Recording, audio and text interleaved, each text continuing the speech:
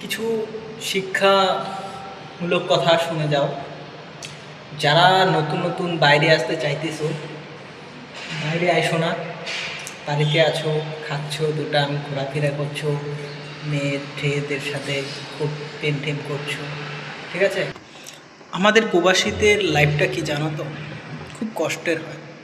সকাল 5টার সময় উঠে 6টার সময় কাজে আসতে হয়, জ্বলে পুড়ে শেষ হয়ে যাবা, টেরও পাবা না। বিদেশটা এমনই জিনিস যে সবাই করতে পারে না, যে করে সে একমাত্র যখন তার অন্তরে কী চলে সেই জানে। তারপরে বলছি, গার্লফ্রেন্ড পটায় এতই আসবা, তোর বাড়িতে গেলে থাকবে না, অন্য কারো হয়ে যাবে, কারণ তাকে সময় দিতে পারছো না। না, দিনটা তো কাজেই চলে যাচ্ছে, কিন্তু তাকে যদি সময় না দিতে পারো সে তো আর থাকবে না। না, কি বলবো আর, মনের দুঃখের কথা। তাই বলছি, বিদেশ আসো না ভাই।